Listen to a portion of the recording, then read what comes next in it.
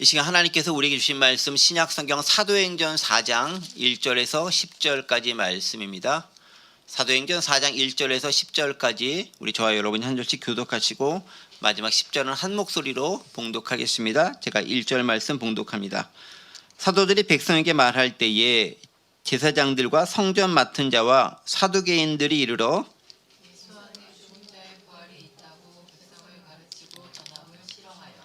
그들을 잡음에 날이 이미 저물었으므로 이튿날까지 가두었으나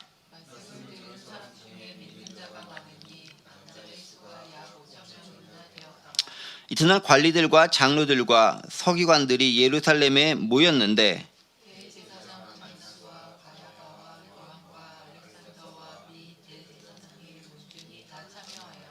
사도들을 가운데 세우고 묻되 너희가 무슨 권세와 누구의 이름으로 이 일을 행하였느냐?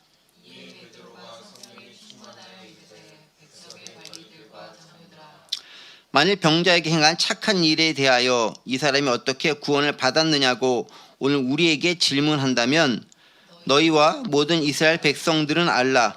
너희가 십자가에 못 박고 하나님이 죽은 자 가운데서 살리신 나사렛 예수 그리스도의 이름으로 이 사람이 건강하게 되어 너희 앞에 섰느니라. 아멘. 네, 오늘 드디어 이제 사도행전 4장에 있는 말씀을 가지고 함께 은혜를 나누도록 하겠습니다. 지난 시간에 있었던 말씀과 더불어 잠깐 연결시켜서 생각해 보도록 하겠습니다. 지난 시간에는 베드로가 솔로몬 행각에서 많은 사람들에게 또 나면서부터 걷지 못하는 자가 걷고 일어섬을 보고 놀라는 그 사람들에게 복음을 전하는 마지막 장면을 함께 살펴보았습니다. 3장까지 해서 예수 그리스도에 관한 부활에 관한 그리고 낫게 함에 관한 복음의 소식들을 베드로는 정말 기가 막히게 구약의 여러 예증들을 설명하고 또 그것들의 의미를 조명하면서 사람들에게 복음을 전하였습니다. 자, 그러면서 하나하나 어떻게 복음의 은혜가 온지 되어져 가는지를 이야기하고 있는 거죠. 유대인들과 종교 지도자들이 예수님을 죽였던 것은 왜 죽였는가? 이에 대한 질문도 있습니다. 왜 죽였죠? 하나님께서 가르치시지 않았기 때문입니까? 왜 그들은 몰랐을까요? 하나님은 이미 여러 차례 구약의 선지자를 통해 말씀하셨지만 그들의 욕심과 욕망과 자기들의 이기심이 자기들이 원하는 바대로 말씀하는 것 같지 않으니 그 말씀보다는 자기들의 생각을 따랐던 데서 오는 그런 교만함과 이기심이 눈을 가렸던 것이지요. 세상 부유함을 더 좋아하는 모습들이 하나님보다 더 크게 나타난 때문이 그 가운데 있었다라는 것들을 함께 생각해 봤습니다. 자, 그런 것들을 통해서 그들이 죽인 것이 그 예수가 하나님의 아들이고 메시아였다는 것을 알았을 때 우리가 어찌하면 좋을까라고 질문할 수밖에 없죠. 그래서 베드로가 몇 가지 대안을 제시하고 있습니다. 첫 번째 어떻게 하라고 하죠? 회개하라, 리펜트라고 얘기합니다. 지금 내가 가던 길에서 돌아서라라고 얘기하고요. 두 번째가 뭐죠? 돌이키라라고 합니다. 돌이키는 방향을 바꾸라는 거죠. 세상을 가는 방향에서 turn to God, 하나님으로 방향을 바꾸라, 나침판을 다시 조정하라고 얘기합니다. 그러면 어떻게 됩니까? 너희가 죄 없이 함을 받으리라. 너의 죄가 와이팝 깨끗이 씻겨져 나갈 것이다 라고 얘기합니다. 자연스럽게 죄의 삶 은혜를 입는다라는 것이죠. 그 다음에 어떻게 됩니까? 그 후에 모든 것이 새롭게 되는 날이 주 앞으로부터 이를 것이다. 즉 너희가 새 사람, 새로운 생각과 가치관을 가지고 살아가게 될 것이다 라고 이야기하고 있고요. 마지막에는 어떻게 됩니까? 궁극적으로 최후의 심판을 통해서 주님의 재림의 그날에 주님께 다시 오셔서 궁극적인 완성의 하나님 나라가 이 땅 가운데 온전히 임하게 될 것이다 라고 이야기하고 있습니다. 그리고 그에 대한 예증들로서 모세와 사무엘과 아브라함을 들면서 그들이 어떻게 예수 그리스도에 관한 예언의 말씀들을 전했고 또 어떤 예언의 증명으로서 역할을 감당했는지를 설명해 주고 있습니다. 즉 모세는 반드시 순종해야 하는 그 인물의 대명사로서 그 말씀을 듣지 않으면 다 죽음을 얻을 수밖에 없는 대명사로서의 모세,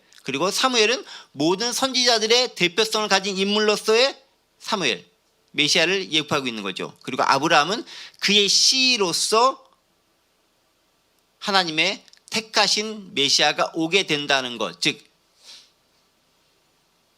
에서가 아닌 이삭의 후손 가운데서 언약의 역사가 이루어진다라는 것들을 이 예로 든 인물들 통해서 베드로는 설교하고 가르쳐주고 있다라고 얘기합니다.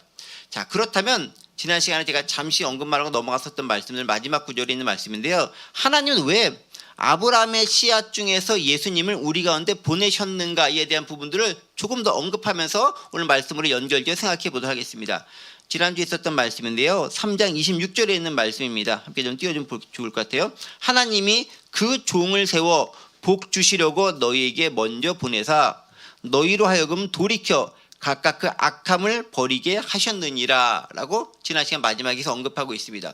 자, 그럼 하나님께서 왜 아브라함의 씨앗을 너희 가운데 보내셨는가에 대한 질문을 베드로가 답변하면서 이야기하고 있는 거죠. 하나님 왜 보내셨습니까? 하나님이 26절 보면 그 종을 세워 복 주시려고 너희에게 먼저 보냈다라고 합니다.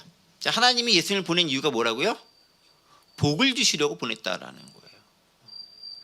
이 말씀이 얼마나 위로가 되는 말씀인지 몰라요. 예수님을 주신 이유가 우리를 완벽하게 통치하고 지배하겠다라는 의미도 있겠지만 궁극적으로 복을 주겠다라는 의미로 우리에게 예수님을 보내셨다라는 거예요. 복을 주기 위한 의미였다라는 거죠. 물론 그 복이 우리가 잘 먹고 잘 살고 경제적으로 유익하고 그런 종류의 복도 복이겠지만 그거보다는 궁극적으로 하나님의 자녀의 지위를 획득하고 하나님의 나라에서 하나님의 자녀로서 더불어 살아갈 수 있는 그 세상을 만들어 주겠다라는 약속이라는 거죠. 그 세상은 세상이 주장하는 세상과는 다른 세상. 일반 사람들이 주장하는 물질과 경제력과 군사력과 정치력과 그런 것으로 나누어져 있는 계급화되어져 있는 것과는 정말 다른 세상, 사랑과 평화와 공의와 그리고 기쁨으로 가득 차 있는 그런 세상으로 우리를 초대하겠다라는 약속이 그 가운데 들어있는 거죠. 누구를 통해서? 그의 종을 통해서라는 겁니다. 여기서 종은 하나님의 말씀을 그대로 수행할 메시아로서의 예수 그리스도를 지칭하는 표현인 거죠. 하나님의 말씀을 그대로 수행한다는 의미로서의 역할을 종이라고 하는 단어 가운데 담고 있는 겁니다. 아들이 될 수도 있고요. 사명자도 될 수 있고 다른 표현도 있겠지만 종이라는 것은 하나님의 말씀을 그대로 순전하게 그 뜻을 담아서 우리 가운데 실현시킬 분으로서의 예수 그리스도의 모습이 그 안에 들어가 있다라는 거죠. 그래서 그 예수님을 먼저 우리에게 보내서 뭐라고 얘기합니까? 너희로 하여금 다시 한번 또 나오죠. 돌이켜서라고 합니다. 아까 turn to 가시라고 하는 단어가 나왔던 것처럼 여기서 또 뭐 나오면은 by turning each of 너희 각자가 돌이키라는 거죠. 어디서? From your wicked way 너의 그 악하고 못된 그 방식과 삶의 길에서 돌이켜서 하나님께로 나아가라라고 이야기하고 있는 거예요. 비슷하지 않습니까? turn to God 방향을 돌이키고 하나님께 나아가라는 것에 대한 말씀들이 다시 26절에 한 번 더 반복되어서 표현하고 있는 거죠. 니네가 살고 있는 그 악한 방향, 그 방식, 또 wicked ways 하나가 있는 게 아니죠. 방향식은 방법은 여러 가지라는 거예요. 웨이에 복수형으로 되어 있잖아요. 삶의 여러 다양한 방식들이 있는데 그게 다 세상적인 많은 것들이 하나님께서 떠난 악한 방식들이라는 거예요. 거기서부터 돌이켜가지고 하나님께로 나아가라라는 거예요. 그게 너희가 어떤 길이다?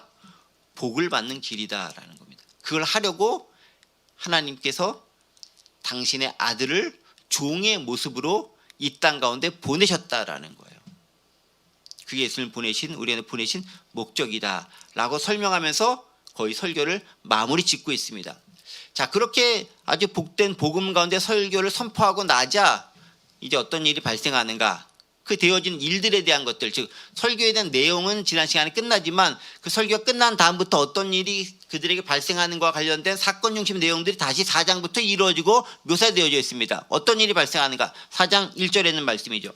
사도들이 백성에게 말할 때에 제사장들과 성전 맡은 자와 사두개인들이 이르렀다고 이야기합니다. 자, 언제 제사장들, 성전 맡은 자들, 사두개인들이 왔다고요? 사도들이 백성에게 말할 때에 완전히 마쳤다라고 보기에는 마쳤다라는 것이 아니라 사도들이 여전히 말하고 있는 사이에 누군가가 왔다라고 얘기했습니다. 그래서 영어 성경도 보면요, while they were speaking to the people 사람들에게 말하고 있는 그 동안에 누군가가 찾아왔다라는 거예요. 근데 누가 왔다? 누가 왔다? 제사장, 성전 맡은 자, 사두개인들이라고는 세 부류의 사람들이 함께 힘을 합쳐서 왔다고 이야기하고 있습니다. 자, 그런데 가만히 보세요.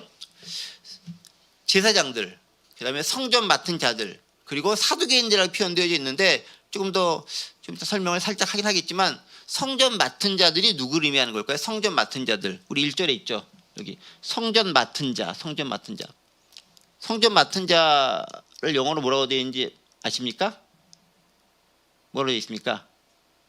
The priest, 제사장들, and the captain of the temple guard라고 돼요. 성전 맡은 자들은 성전 경비하는 자의 수장, 맡은 자니까 맡은 자가 대장을 뜻이잖아요. 감독, 관리자라는 의미니까 성전을 감독, 관리하고 성전을 경비하는 자의 수장이 왔다라는 거예요. 누가? 제사장들과 성전 경비대장들이 왔다라는 겁니다. 그리고 누가 합니까? And the Sadducees, 사두개인들이 베드로에게 그리고 요한에게 찾아왔다고 이야기하고 있습니다. 성전 경비대라는 것은 뭐겠습니까?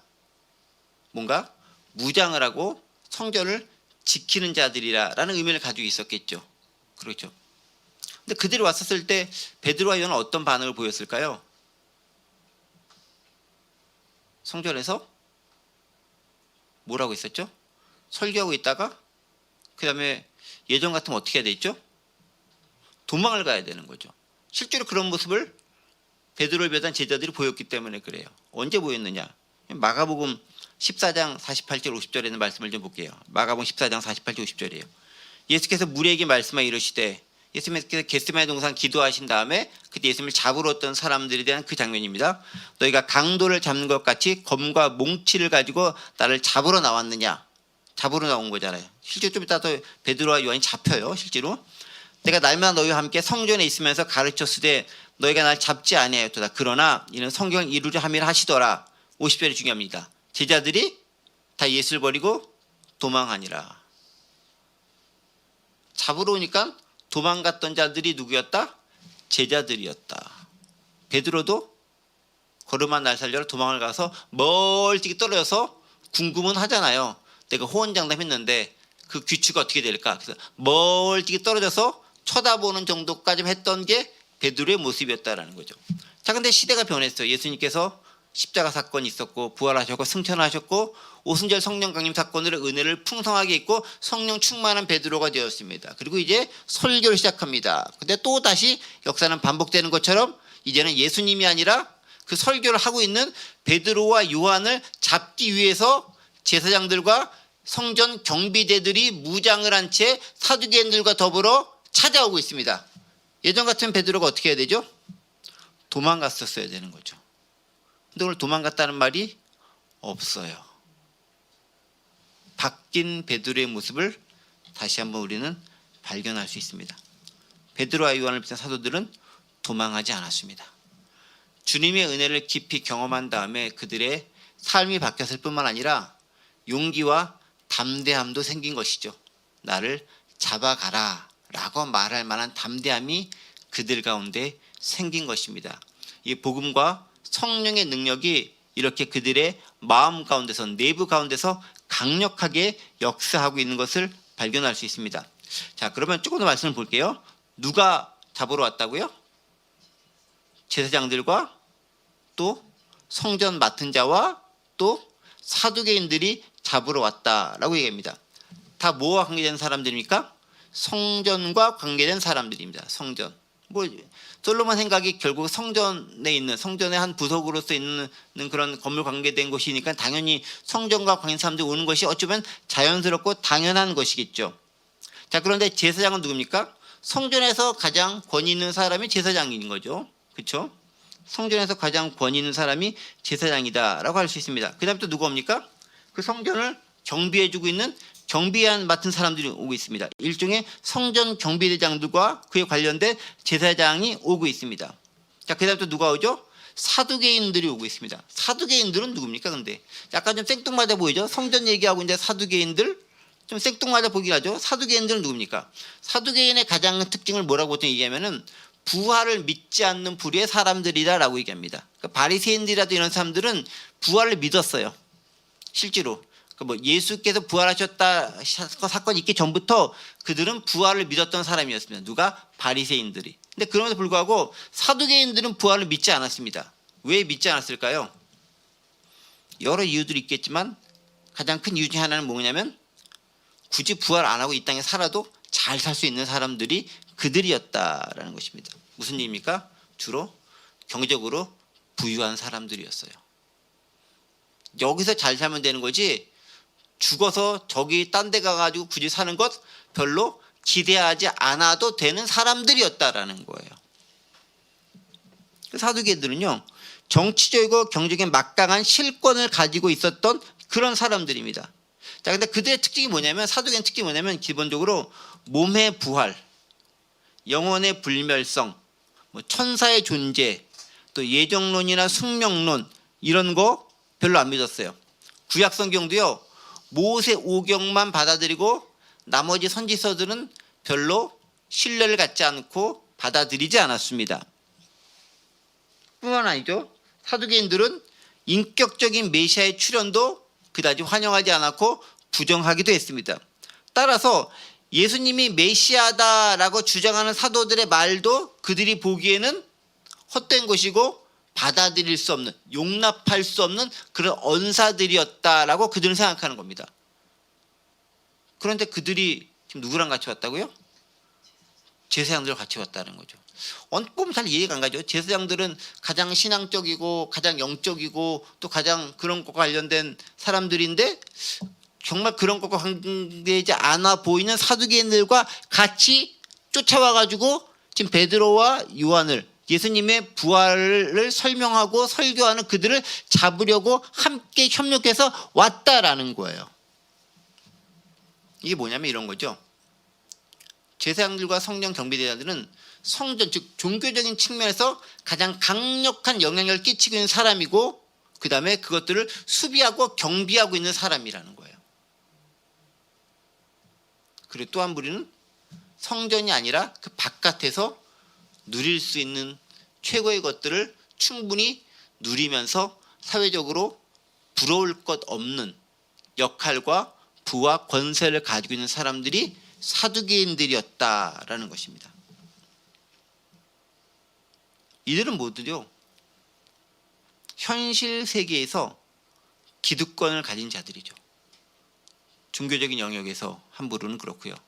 또 한 부류는 종교적인 영역에서 기득권을 가진 사람들과 결탁해서 그 성전을 지키는 권력, 즉 군사적인 권력을 가지고 있던 사람이고요.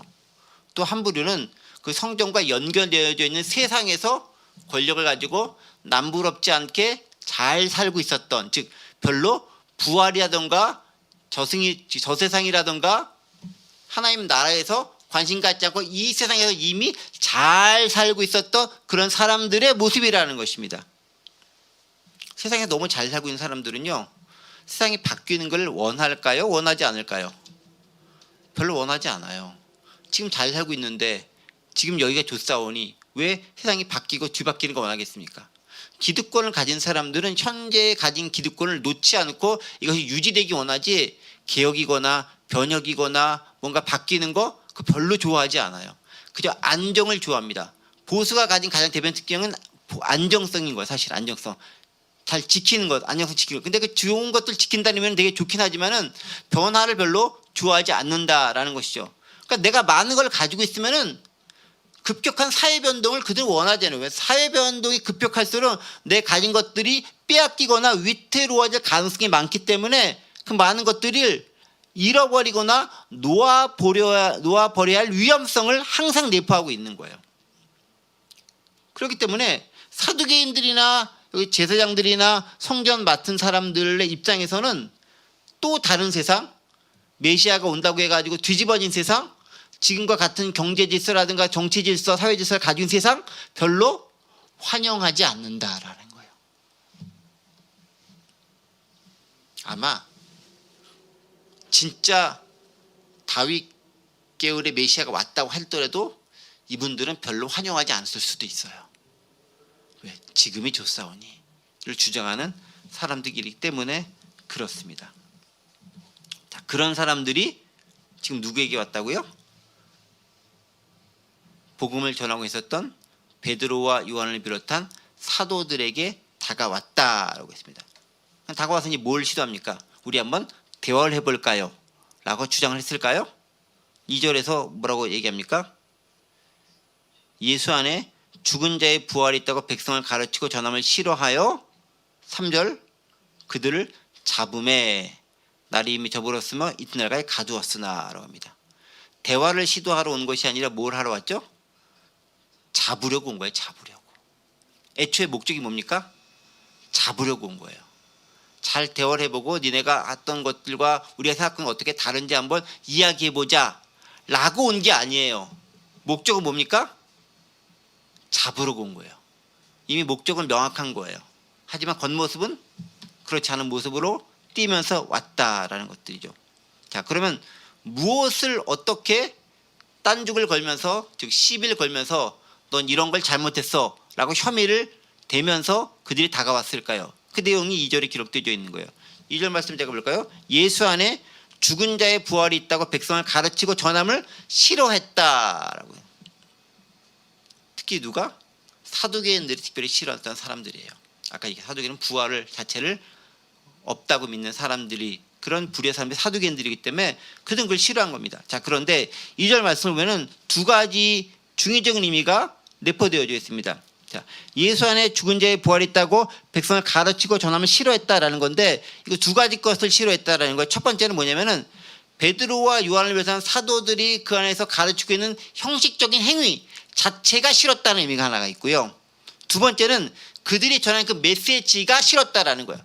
그 두 가지가 싫은데 뭐가 싫으면, 첫 번째는 행위 자체, 즉 형식이 마음에 안 든다라는 거예요. 두 번째는 그 형식 안에 담겨져 있는 내용이 또한 마음에 안 든다라는 겁니다. 자, 그럼 형식이 어떤 형식이 마음에 안 드느냐? 뭐가 마음에 안 드느냐? 니네가 가르치는 거 나 못마땅하다라는 거예요. 여기 2절이죠. 예수 안에 죽은 자의 부활이 있다고 백성을 가르치고 전함을 싫어하며. 가르치는 걸 싫어하는 거예요. 누가 가르치고 있죠 지금? 베드로와 요한이 가르치고 있어요. 베드로와 요한이 어디 출신이에요? 저 갈릴리 변방에 시골 촌뜨기가 와가지고 예루살렘이 서울 한복판에 와가지고 가장 큰 성전에서 니네가 가르치고 설교하고 있어. 나 못 봐주겠다 이거예요. 오늘 생각 너무 똑같아요. 내가 서울대 법대 나와서 대법관 하고 있는데 어디 이사간 출신도 학교도 제대로 못 나온 애가 가르친다고 있는 거 보니까 내 마음이 안 좋고 별로 마음에 안 든다는 거예요. 너 어디서 배워먹어가지고 여기서 가르친다라는 거야? 라는 것과 똑같은 자세를 이들이 보이고 있는 거예요. 아주 마음에 안 든다라는 거예요. 뭐 니네 지방에서 니네끼리 하는 거 마음에 하든지 말든지 신경 안 쓰겠는데 여기가 어디라고 여기 와가지고 너 같은 녀석이 갈릴리 촌놈이 그것도 아무것도 배우지 못한 어부가 가르치겠느냐라는 거예요. 누가? 제사장과 사두개인들이 열받아서 찾아오는 거예요. 너네 가르칠 자격이 없어라는 거예요. 어쩌면 그렇게 오늘날 시대와 똑같은지 모르겠어요. 참 신기하죠? 가르치는 걸 싫어하는 거예요. 가르치는 거 나는 우리에게만 있다고 생각하는 거예요. 성경을 볼, 그리고 성경을 해석할 그 권한 우리에게만 있다라는 거예요. 너네는 그거 모르지 않냐라는 거예요. 배울 기회도 없었지 않냐라는 거예요. 너네가 구약 제도를 알겠어? 제사장들도 아니라 성경을 읽어보기나 했겠어?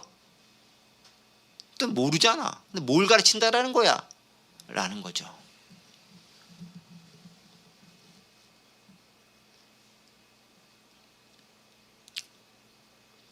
두 번째는 뭘 싫어하냐면요, 예수 안에 죽은 자의 부활이 있다는 그 가르침의 내용 자체를 또한 싫어하는 거예요.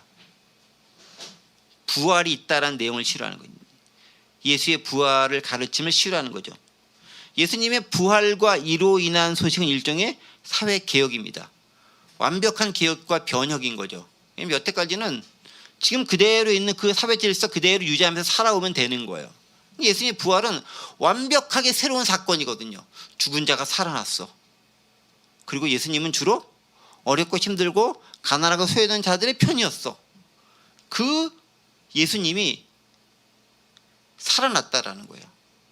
우리는 십자가의 죽임으로 끝냈다라고 생각했는데 그 예수님이 어느 순간 죽임에도 불구하고 또 다시 살아났다라는 거예요.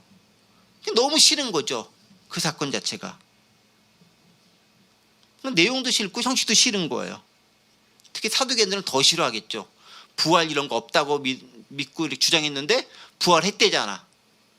그러니까 사실로 받아들이지 않은 거예요. 사실을 그들이 보았고 들었고 경험했고 다른 사람들로부터 확증해서 알았음에도 그것을 사실로 인정하지 않는 거예요. 이것도 오늘날과 너무 똑같아요.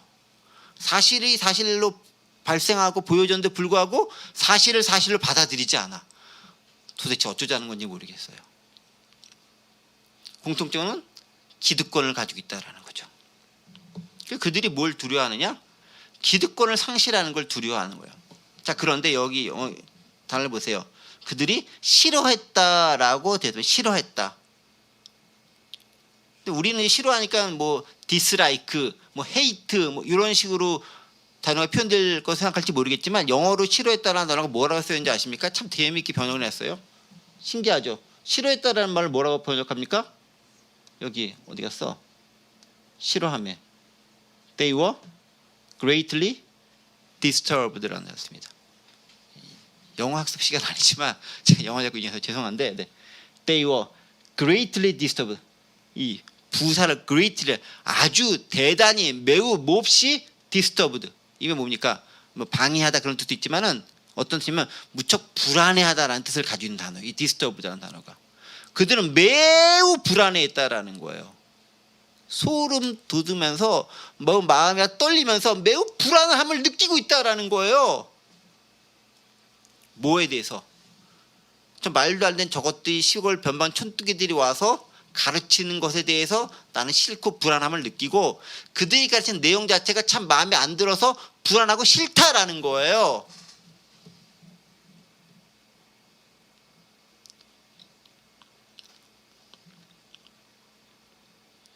참 놀라운 오늘날과도 연결될 수 있는 그런 사건들이 바로 2000년쯤 전쯤에 베드로와 요한이 솔로몬 행각에서 설교하고 있는 시간에도 그대로 일어나고 있습니다. 그렇게 불안하고 싫으니까 어떻게 합니까? 대화 이딴 거 필요 없는 거예요. 어떻게 합니까? 잡아 족쳐야 되는 거예요. 그래서 3절 넘어가죠. 그들을 잡음에 대화도 안 해요. 그냥 잡아들이는 거예요. 일단 잡고 보는 거예요. 네. 일단 잡는 거예요. 그 다음에 죄가 뭔지 캐 묻는 거예요. 니네가 이런 혐의 때문에 잡겠습니다 라고 하는 게 아니에요. 일단 잡은 다음에 내가 싫어. 그냥 싫어. 싫테니까. 왜 싫어? 아니 그냥 싫어. 그냥 싫은 거예요. 그냥 싫은 거. 네. 잡고 이제 가두는 거예요. 물리적 폭력을 사용해서 자신들의 이익을 대변하려는 모습이죠. 공권력의 남용이 여기서 그대로 재현되고 있습니다. 이런 거 하라고 공권력이 사용하는 거 아닌데 그렇게 사용되고 있죠. 자, 그리고 날이 저물었으므로 이튿날까지 가두었다라고 얘기합니다. 날이 저물었다는 표현이 들어가 있죠. 그러니까 날이 저물었기 때문에 이튿날까지 가둔 거예요. 만약에 날이 저물지 않았으면 바로 그날 뭔가 더 큰 사건이 일어날 수도 있었다라는 것을 암시하는 표현인 거예요. 왜냐면요. 날이 저물었다는 표현이 왜냐하면 베드로가 나면서부터 걷지 못하는 자를 고친 시간이 언제냐면 오후 기도 시간에 성전으로 기도하고 올라가던 때였습니다. 그게 몇 시쯤 되죠? 오후 기도 시간이라 그게 제 몇 시라 그랬죠? 오후 3시쯤 되는 시간이라고 말씀드렸죠. 그렇죠? 9시라고 얘기했으니까 오후 3시쯤 돼서 기도하러 들어갔습니다. 이미 해가 중퇴해서 넘어가고 조금 있으면 질 때 그때쯤 돼서 올라간 거예요. 그 다음에 나면서부터 걷지 못한 사람을 고쳤습니다. 그렇게 고치다 그 놀라운 사건으로 인해서 사람들이 막 몰려들기 시작하고 몰려든 사람과 더불어서 솔로몬 행각이라는 곳에 가가지고 거기서 설교를 하기 시작하는 거예요. 복음을 전하기 시작하는 겁니다. 자, 그러니까 고치는데 걸린 시간도 들고 사람들이 몰려오고 또 이렇게 대화도 하고 그 다음에 옮기는데 시간 걸리고 거기서 또 설교하고 하는 시간이 많이 걸렸을 거 아니에요. 그러니까 얼마쯤의 시간이 흐르냐면은 저녁 무렵쯤 되는 시간이 이미 흘러버리는 거예요. 상당한 기간 동안 사람들은 그 설교를 들었을 것이고 그 소식을 또 그것에 있던 성전에 관련된 사람들이 제사장들과 성전 관리 사람들이 얘기했을 것이고 그 소식을 들으면서 그들은 이게 뭔 일이라고 와봤는데 그 얘기하는 걸 보니까 마음에 안 드는 녀석들이 와가지고 엉뚱한 소리를 하고 있다라고 그들은 판단을 한 거예요. 그럼 어떻게 하느냐? 니네가 왜 이거 하느냐라고 하면서 그냥 대화를 해야 되는데 그런 거 안 하고 일단 잡아들여라는 거예요. 자, 그런데 그때쯤 되니까 날이 저문 때였다라는 거죠. 우리 시간으로 하면 오후 한 저녁 6시쯤 되는 그 정도쯤 되는 시각이 아니었을까라고 판단할 수 있는 시간입니다. 하루가 끝나는 시간이었죠. 우리는 하루가 끝나야 밤 12시대가 끝나는 거죠. 거기서 하루는 뭐냐면 저녁 한 6시쯤 되면 그게 하루가 끝나는 거예요. 그게 하루가 유대인의 시간은 그런 개념이니까. 자, 그런데 유대인의 관습에 의하면요, 해가 진 이후에는 재판을 또 따로 할 수 없어요. 재판을 언제 합니까? 해가 뜬 다음에 밝은 날에 재판을 해야 됩니다. 특별히 돈에 관한 재판의 경우는 이미 시작이 되었다면 저녁에 되어도 계속할 수 있었지만 생명에 관한 것들은 날이 밝은 후에 시작해서 저녁이 되기 전까지 끝마쳐야 한다는 것이 그들이 가지고 있었던 어떤 법칙, 원칙 중에 하나인 거예요. 그러니까 생명이라든가 몸을 구금한다든가 이런 것들은 날이 밝을 때, 즉 맨정신일 때, 많은 사람들이 참석할 수 있었을 때, 많은 증인들이 보는 앞에서 당당하고 정당하고 공정하게 재판을 해야 했던 거예요. 근데 급하게 뭐 돈이라든가 이런 문제 같은 경우는 꼭 그렇지 않은 문제들은 그냥 뭐 좀 늦게까지 하더라도 그냥 익스큐즈 해줄 수 있지만 생명과 관련된 것들, 신체와 구속 관련된 것들은 날이 저물면 못하게 되어져 있는 겁니다. 그래서 그들은 베드로와 요한을 잡아가지고 일단 가둬놓기만 한 거예요. 신문하거나 재판을 하지 않은 겁니다. 그런데 예외적인 경우가 한 번 있었죠. 어떤 경우? 예수님이 예외적인 경우인 거예요. 예수님 언제 잡혀요? 밤에 늦게 새벽에 겟세마네 기도하고 그다음에 저기 뭐 그 새벽에 잡힌 거잖아요. 그 재판 언제 해야 되는 거 원래? 그 다음날 날이 샌 다음에 해야 되는 거죠. 근데 어떻게 밤새도록 자기들끼리 미리 모여서 작당하고 왔다가 거기서 바로 재판하고 이런 거 다 하잖아요. 특별히 예수님을 잡아서 사형을 언도를 내릴 수 있는 재판을 언제 하죠? 밤중에 몰래 자기들끼리 다 모인 것도 아니고 전원 합의체가 모인 것도 아니고 일부 사람들 대평사에서 꽁당꽁 사람들끼리 모여가지고 수덕수덕 하더니 딱 잡아가지고 거기서 언도해버리는 거예요. 그리고 어디 넘깁니까? 빌라도에게 넘겨버리는 거예요. 아주 위법적인 반헌법적인 그리고 자신들이 가지고 있는 법률에도 위반된 행위를 누구에게? 먼저 예수님에게 자행했던 게 그들의 모습이었다라는 거예요. 가장 법을 잘 지키고 잘 알고 있었던 사람들이 가장 잘 법을 위반하고 외면하고 교묘하게 사용하면서 지내고 있었던 장면들을 우리는 예수님의 경우를 통해서 발견할 수 있습니다. 근데 오늘 여기 경우는 거기까지 나가지는 않은 거예요. 어두워지니까 가둬만 놓자 생각한 거죠. 예수님이 주범이고 베드로나 요한은 제자들이기 때문에 주범까지는 아니야. 종속범쯤 되는 거야 라고 생각하니까 거기까지는 하지 않은 것처럼 보인다라는 거죠. 재밌죠. 불법적인 재판을 통해 가지고 가두어버리려는 모습. 저는 이 모습도 보면서 오늘날의 재판적인 모습들과 너무 계속 유사한 거예요. 아니 왜 이렇게 똑같아야 되는 것인가. 그 이유도 그렇고 방식도 그렇고 또 목적도 그렇고, 그러니까 뭔가 이렇게 대화를 해서 딱 해서 하려고 하는 게 아니라 생각을 딱 하고 일단 실행해. 그 다음에 이유를 막 만들어. 그거 똑같은 거잖아요. 예수님 재판할 때 똑같이 그렇게 했잖아요. 왜 싫어? 아 그냥 싫은 거예요. 그냥 이유가 있어 싫은 게 아니에요. 드디어 이제 예수님의 제자들이 박해받기 시작하는 거죠. 베드로가 솔로몬 강에서 설교할 때 이걸 몰랐을까요?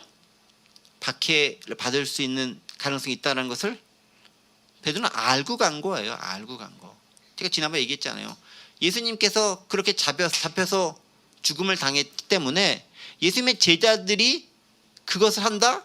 여전히 잡힐 가능성이 있다라는 거죠. 예전 같으면 베드로, 뭐 안드레, 야고보, 요한을 비롯한 제자들 다 도망갔겠죠.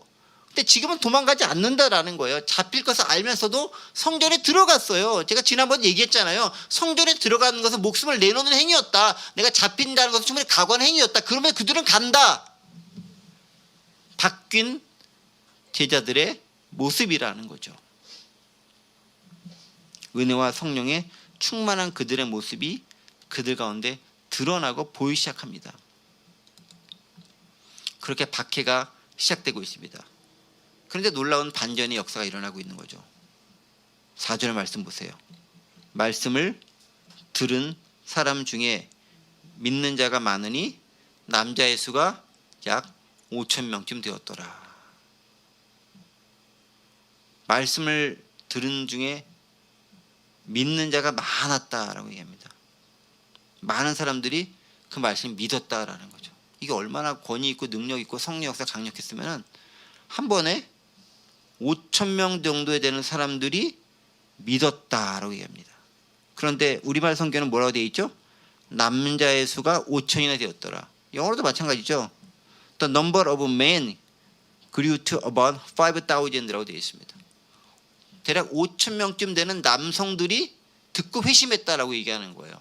남자가 5,000명이면 여자라던가 뭐 아이들이라던가 어르신들 이런 것까지 다 합치면 얼마나 되겠어요? 촉치 뭐 한 10,000명 이상은 되었다라고 추측해 볼 수 있는 거죠. 근데 실제로 그 당시 예루살렘의 인구가 뭐 수십만 뭐 이런 인구가 아니에요. 한 3만 명, 5만 명 그 정도쯤 됐을 것이다라고 학자들은 추측을 해요. 이제 고고학자들의 경험에 의하면. 그러면 그 중에서 5,000명의 남자들이 회심했다라는 것들은 아주 획기적인 사건인 거예요. 물론 제가 볼 때는 약간의 과장이 들어가 있는 것처럼 보여요. 한 명 다 해가지고 5,000 이렇게 뭐 매기진 않을 것 같습니다. 대략적으로 봤을 때 엄청 많다. 예를 들면 우리가 뭐 광화문이나 여의도나 이런 집회할 때 보면 뭐 정부 추산 인원 다르고 집회 측 추산 인원 다르고 대충 자르다 얘기하잖아요. 그런 것처럼 이제 대충 추산한 인원이겠죠. 어쨌든 그렇게 셀 수 없이 많은 사람들이 그 베드로의 시골 촌뜨기에 아무도 알아주는 갈릴리 병방의 어부 출신인 그분이 이야기하는 것에 마음이 변화를 받아 회심해서 믿음을 갖게 되었다라고 선포하고 있습니다. 놀라운 일이 발생하고 있는 거죠. 여기서도 점차적으로 증가하고 있는 모습을 보이고 있습니다. 제일 처음에 예수님께서 부활 승천하신 다음에 모였던 사람이 몇 명을 모였겠습니까?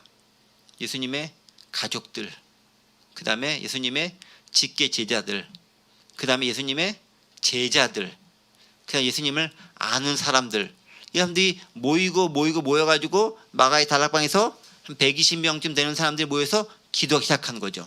그러니까 처음에는 가족들과 예수님의 아주 직계 제자들 몇 명이 모여서 기도했던 거예요. 한 10몇 명 모였겠죠. 그 모임이 커져가지고 몇 명? 120명이 됐고, 그때 놀라운 역사가 일어나가지고 막 베드로가 엄청나게 환상을 받고 설교해서 몇 명이 그때 변화를 받았죠? 3,000명. 그 다음에 오늘 또 몇 명 됐죠? 5,000명.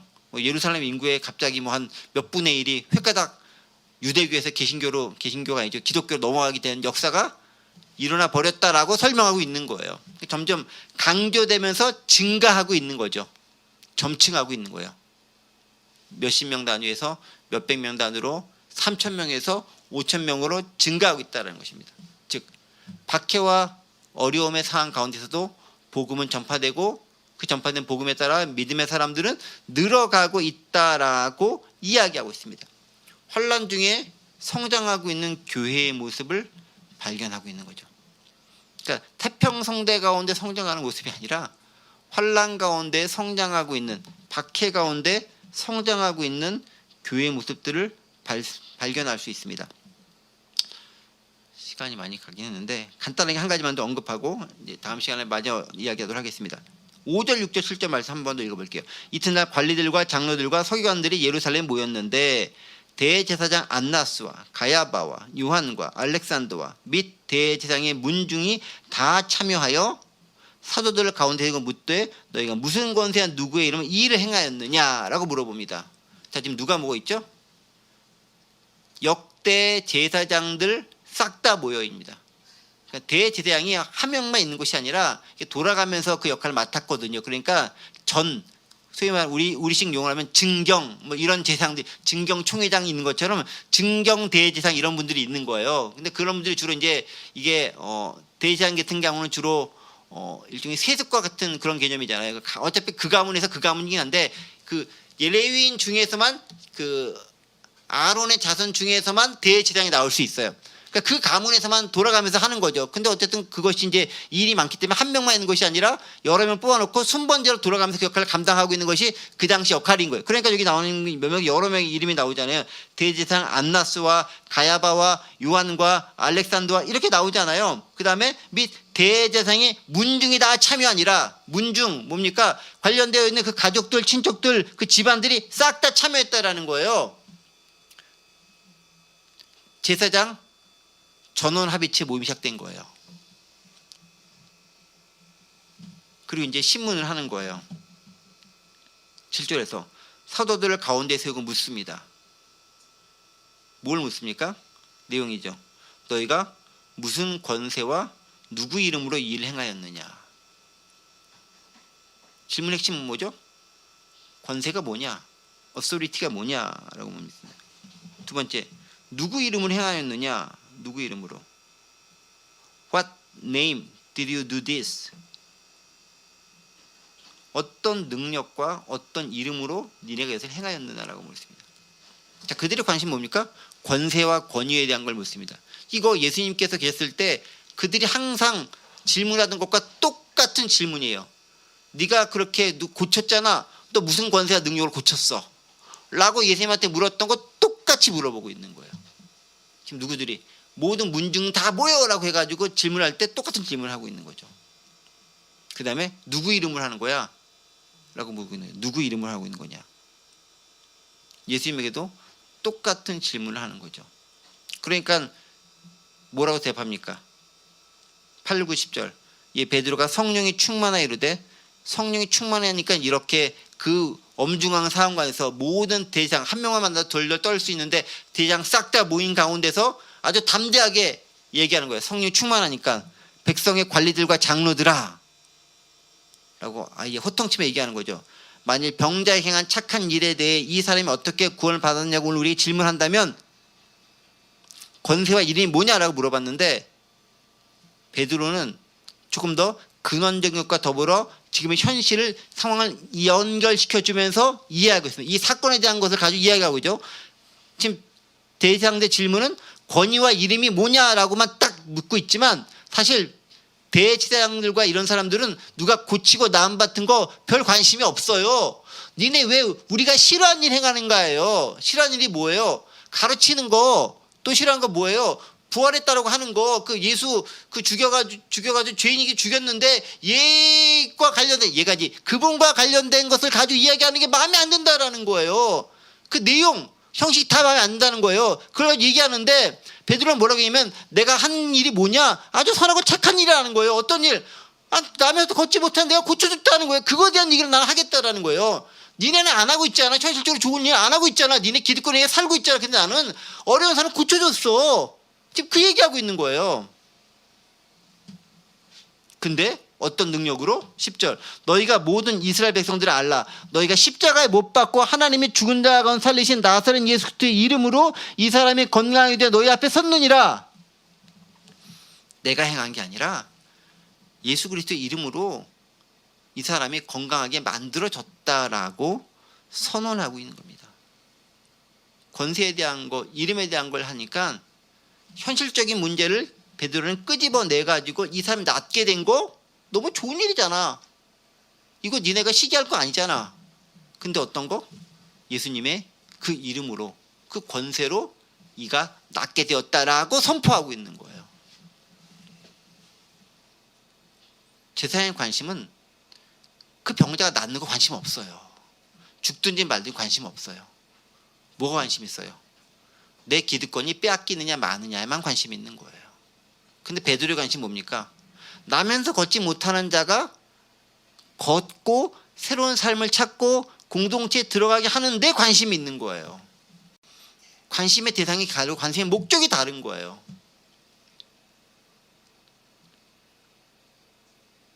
그래서 이야기하고 있는 거죠. 말씀을 정리해 보겠습니다.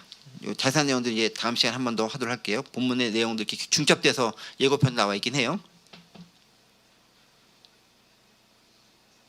솔로몬 행각에서 베드로와 요한은 예수님의 부활에 대해서 설교를 합니다. 복음의 핵심을 전합니다.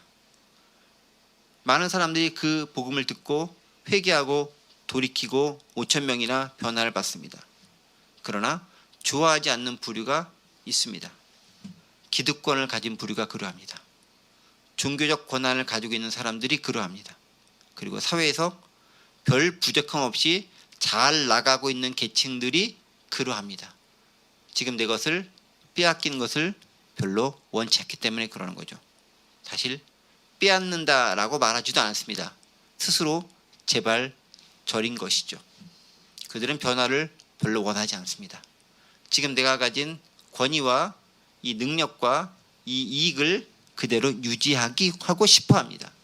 바로 그 모습이 오늘 우리 시대를 살아가는 이 시대와도 어쩌면 그렇게 중폭되고 오버랩되는지 모르겠습니다. 그렇다면 우리가 정말로 진짜 예수 그리스도를 믿는 기독교인이라고 한다면 예수님을 따라다니면서 이제 복음을 전하는 그 제자들로서의 사도들의 모습을 계승한 자가 우리라고 한다면 무엇을 어떤 삶을 살아야 되는지 한 번 더 생각하고 점검하면서 우리는 어떤 세상 가운데 어떻게 복음을 전할 것인가 고민해 볼 수 있는 저와 여러분이 되어야 하겠습니다. 기도합니다. 은혜와 사랑의 하나님 아버지 감사합니다. 오늘도 잠시 말씀을 통해서 2000년 전쯤에 예수님을 계승한 사도들의 모습, 그들이 전한 복음의 내용, 그리고 그들 너무나 싫어했던 기득권자들의 모습을 살펴보았습니다. 어쩌면 이렇게 오늘날의 시대적 모습과 흡사한지 모르겠습니다. 하나님, 역사는 반복되기도 하지만 발전되기도 해야 합니다. 2000년 전에 이스라엘 역사가 일어났던 그 역사가 오늘 우리 시대에도 똑같이 재현되면서 동일하게 아픔으로 남는 것이 아니라 슬픔으로 점철되는 것이 아니라 기쁨과 감격과 구원의 역사로 우리 가운데 다시금 돌아올 수 있도록 은혜 베풀어 주옵소서. 감사드리며 예수 그리스도의 이름으로 기도하옵나이다. 아멘.